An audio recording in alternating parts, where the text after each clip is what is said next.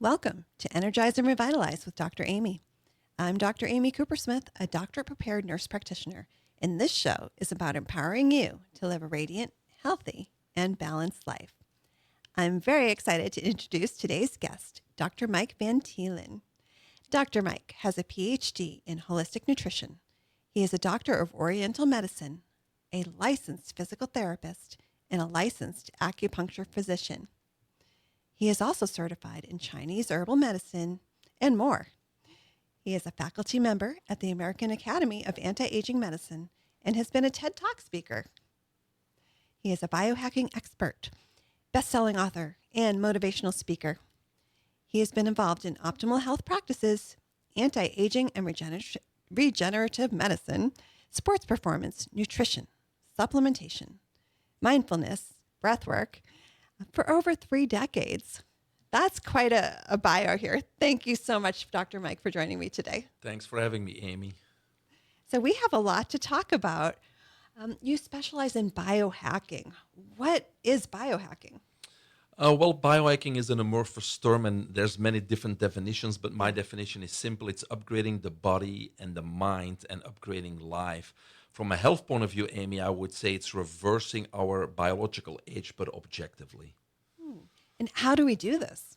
Well, how do we do this? Well, today I said objectively, so today we can actually make measurements, tests before. We can do gut biome tests, we can do telomere lengthening tests, and then we implement these biohacking strategies, and after 3, 6 months or a year, we can do the tests again. And for example, if your telomeres, if they are not longer shortening or they are lengthening, that means we actually are reversing our biological age. Because we always talk about our chronological age, our date of birth, right? But that's really not important because we all know that person that's 60 years old and looks 90 and is on 2 pages of medications and it's like the Walking Dead, right? We all know that person, but we also know the 90-year-old that's still playing golf. And so chronological age is really not important. It's what is your biological age? How do you feel? And I believe that with today's technologies and strategies, that even the average person, not just the elite person, can access these strategies and easily live to be 100 chronologically, but more importantly, at age 100, do the things that a 40, 50-year-old does. And that's the quality of life, that's the lifespan, and that's what we're all after, Amy. Absolutely. I think that's so important. If you say, do you want to live to be 100? Only if I can do what I want to do. That's what everybody says, right? Exactly. We don't want to age sick. We want to age healthy. Correct. So do you do a telomere test? How do you do that? Telomere test is just a blood test, yeah. Okay. A DNA test, yeah. Okay. And then you take those results and does it help lead you to specific interventions? Not really. It just shows you that certain interventions are working or not, Okay. right? So as a biohacker expert, when I get clients, whether they are top entrepreneurs or whether they're top athletes or whether just your average person that wants to live longer, I gotta have 3 classifications. The first one is basically people that need to regain control of their health. So if they're overweight, if they're in pain, or if they are diagnosed with a medical condition, the first thing we need to do is, guess what, is regain control over their health and get back to quote unquote normal because they're below normal, right? So we need to eradicate that disease, that's pain, get rid of that extra weight. Once we're back to normal, stage number 2 is we need to get to optimal health. So now we need to incorporate lifestyle modification so people feel energetic and they have mental clarity and they feel like they're on top of the world, like a top athlete, right? And then the third stage is biohacking. That's where we're really going to reverse the biological age. But we cannot just, if we're sick or we're in a compromised situation, those biohacking techniques are really not going to work because our body is in a survival mode. It's in flight and fight, and it's trying to put out fires. So it's really important to guide people through those stages before actually the biohacking technologies will, have a positive effect, right? Yeah. I love that it starts with lifestyle. I think that's so overlooked that it starts with what we eat, how we move, how we sleep. Yeah, there's no shortcuts. People are always waiting for that magic pill, right? You told me before we started that besides the bioidentical hormones, you also do weight loss, and people are always going to that next fad and that next diet. And most of these weight gain problems are inflammatory problems. It's the Right. body that's in a flight or fight situation. So we got to focus on health. And if we get our body in balance and in homeostasis, then the weight will shed itself as a side effect, right? And we don't have to worry about regaining it. But people always want that shortcut, always want that magic pill, and that just doesn't exist. It does not. Is there a specific eating strategy that you like for your clients and for yourself? No, I mean there's so many diets and things out there, right? So I think just like yourself, Amy, you kind of customize Right. based on the client. Of course, I have mine opinions, just like other doctors have their opinions. But I believe we need to eat as close as we can to Mother Nature, obviously, Hmm. and have a balanced diet and. Try to avoid all the man-made products, and that's just one simple thing that we all know, but that we don't do, right? And I also believe in a few other principles. I believe we eat way too many times in a day, even if it's 3 times or 2 times.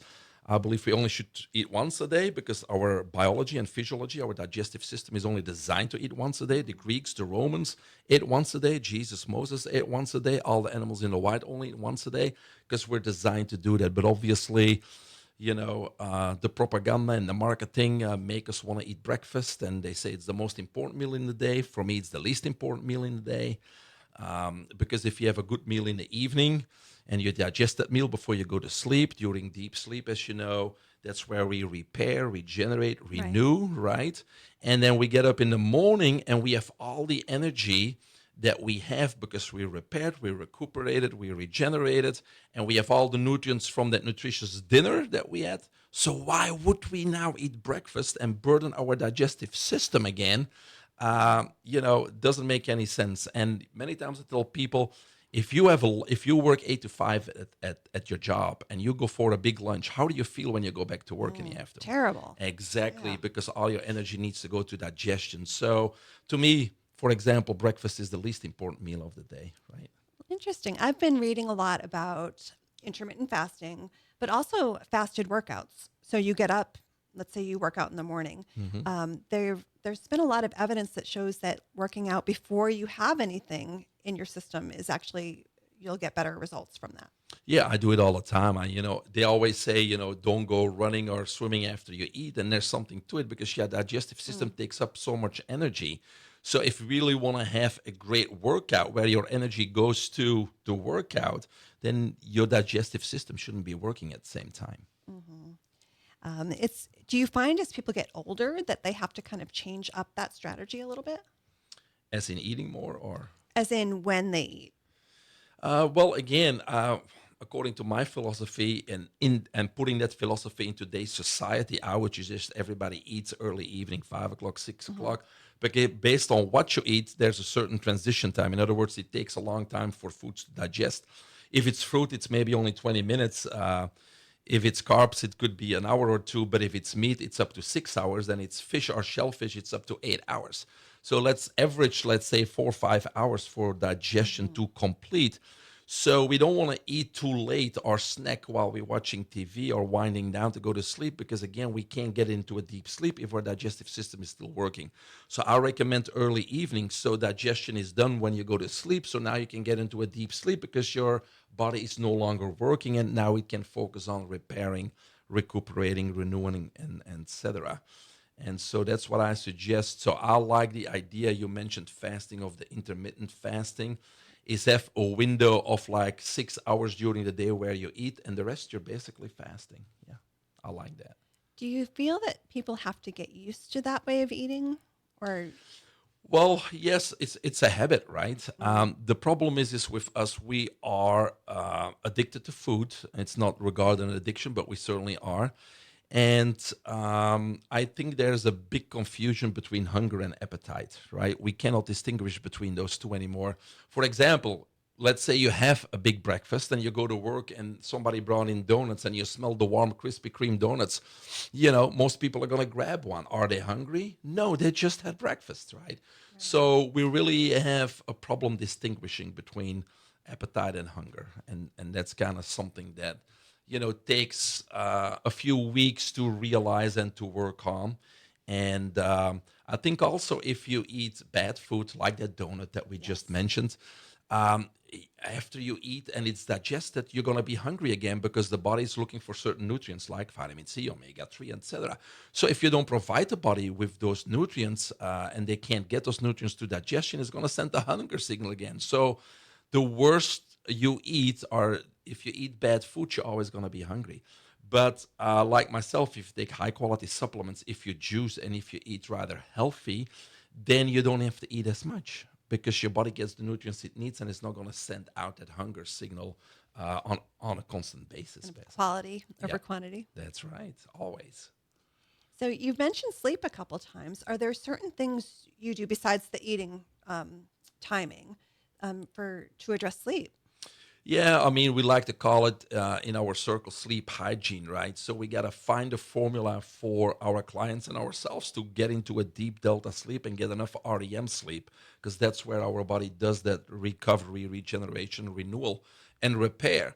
So, we work with clients to kind of get what I call a power routine.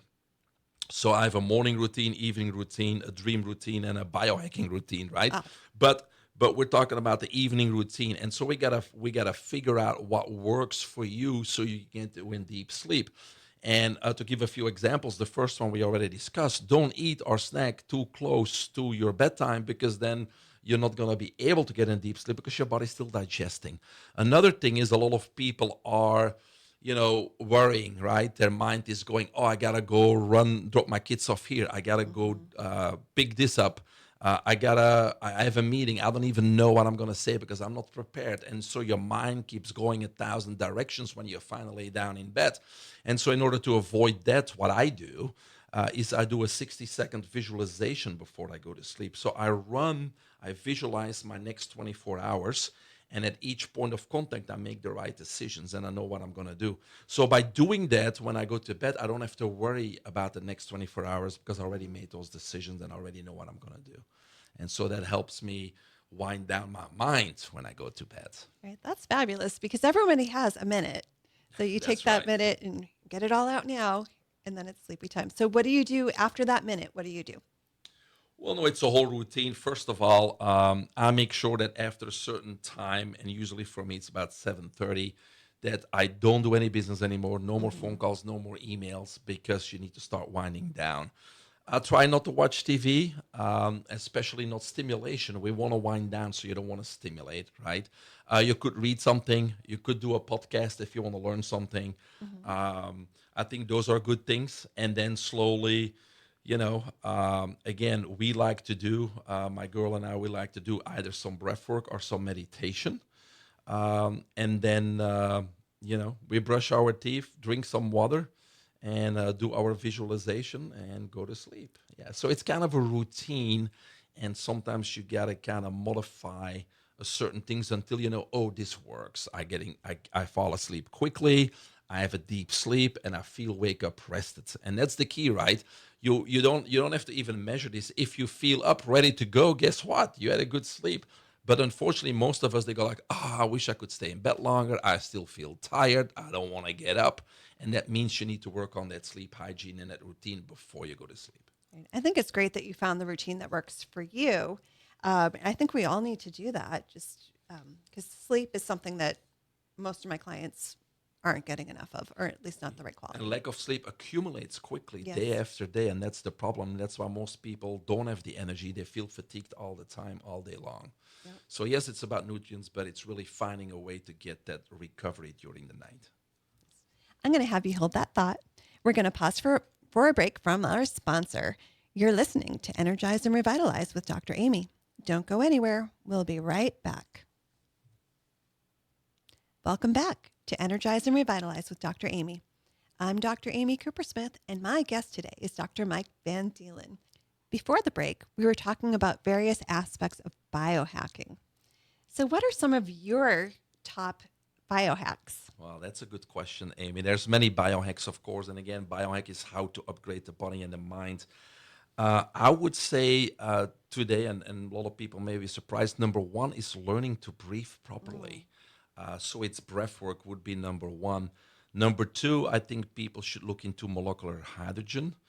And I think in the biohacking world right now, I think NAD plus Mm-hmm. is one of those supplements. You can also get it in IV that is very popular because it helps with cellular regeneration, mitochondrial function, epigenetics, etc. So those are kind of the top three, I would say. But I'm really involved in breathwork now because it's cheap, because we always have our breath with us. And if you learn to properly breathe and if you get engaged in breathwork, you can change your life. How does breath work change your life? Good question. Well, first of all, I think there's many benefits to breathwork, but to start, especially for the listeners, most of us don't even know how to breathe Mm-hmm. because we're what we call mouth breathers or chest breathers, right?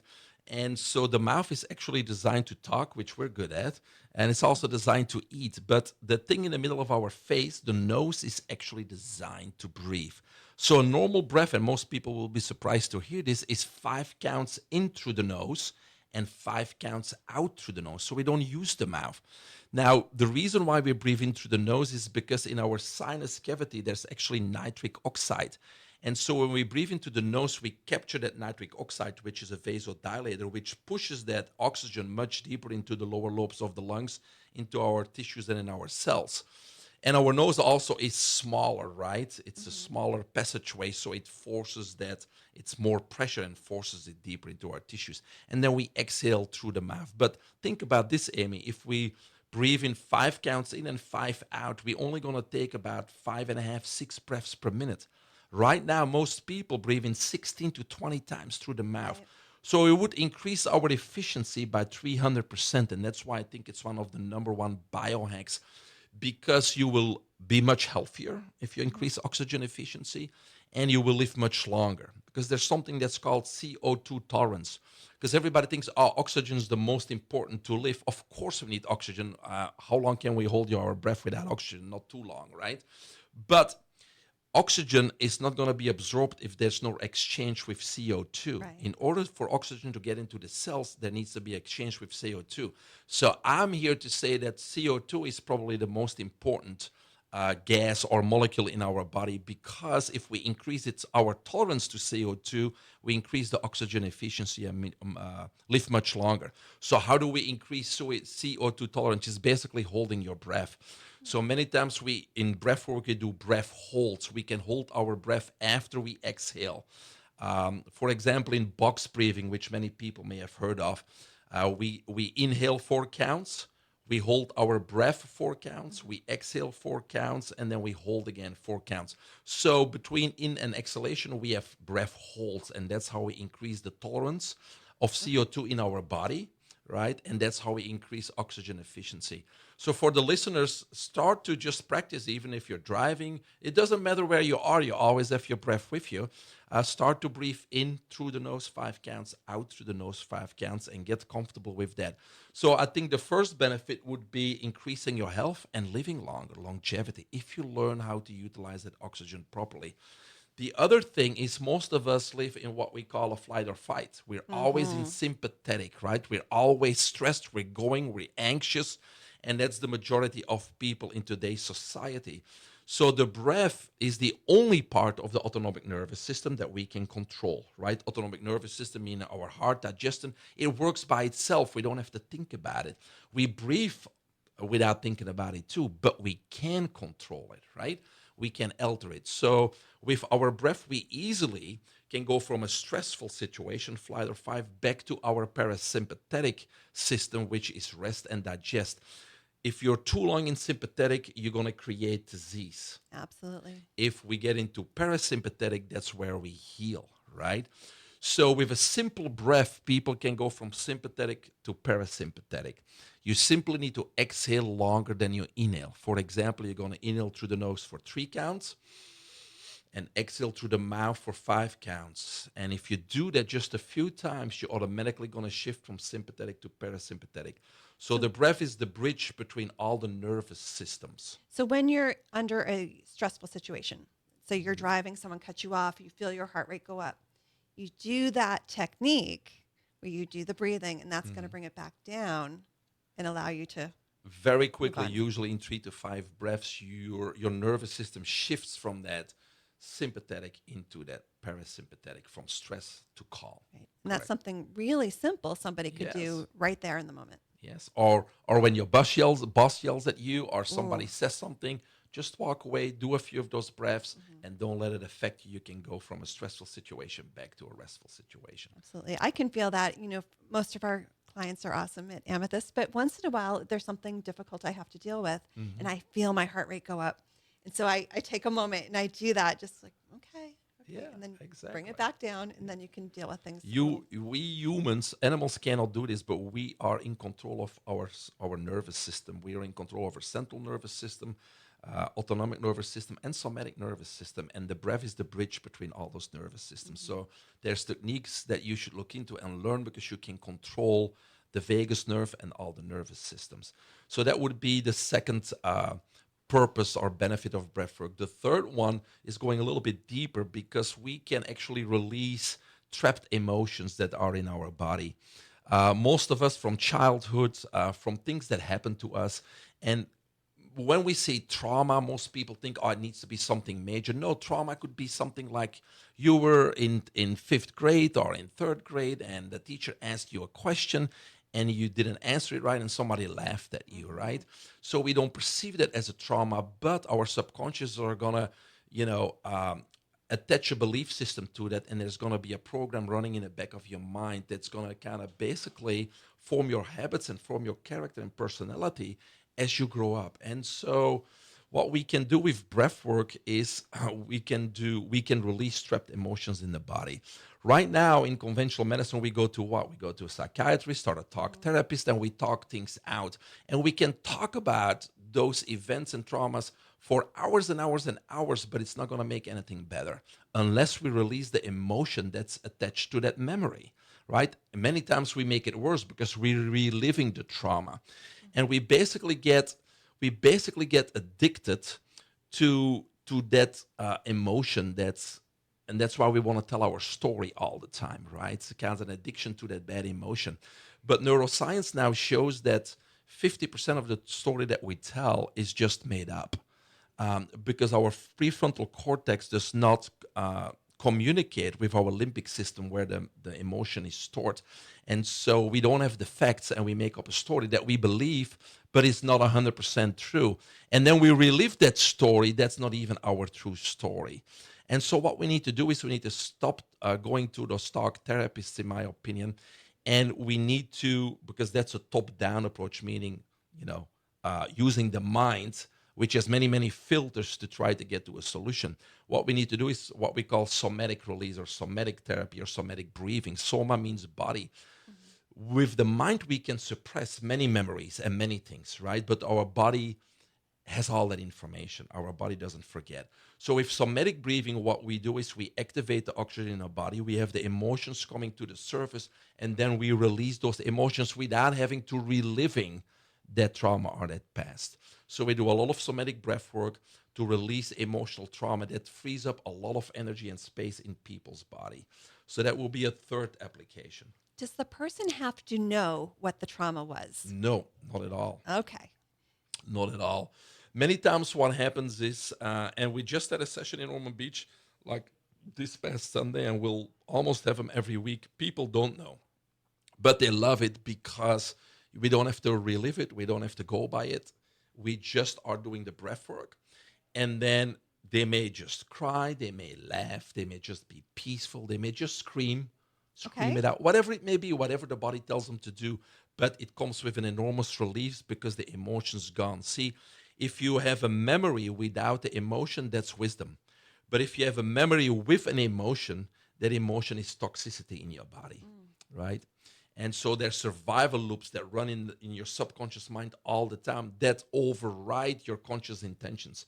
And so many people are stuck in a vicious cycle in life. And in order to get out of that, we need to release those emotions. So, would you say anybody who's maybe not achieving what they want in their lives should go to a breathwork workshop and kind of explore that? I would say yes. I would say yes for sure. Well, good. Well, how do we find these workshops? Well, I have a company called Limitless Lab. So my website is limitlesslab.live, Live, and you can go to the 90 Breathwork page. And so we have in-person workshops and in-person journeys, as we call them. But we also have those online through Zoom, so people all over the country can join us. Wonderful. I think everyone should check that out. And also on your website, you've written many books. So I was able to check out a couple of them, but I think people should check out your books too, because there's so much that we didn't talk about today and we'll have to bring you back for another episode. That sounds good, Amy. Thank you so much for being here today. You're welcome. And thanks to our listeners for tuning in to Energize and Revitalize with Dr. Amy. If there are topics you would like to hear about, please send an email to radiantpodcast2025@gmail.com. Check out past episodes on Amethyst Wellness YouTube, and please like and subscribe. I'll be back next Saturday morning at 7:30 with more expert insights and practical strategies to help you live your healthiest and most energized life. Until then, stay healthy, and here's to your best life.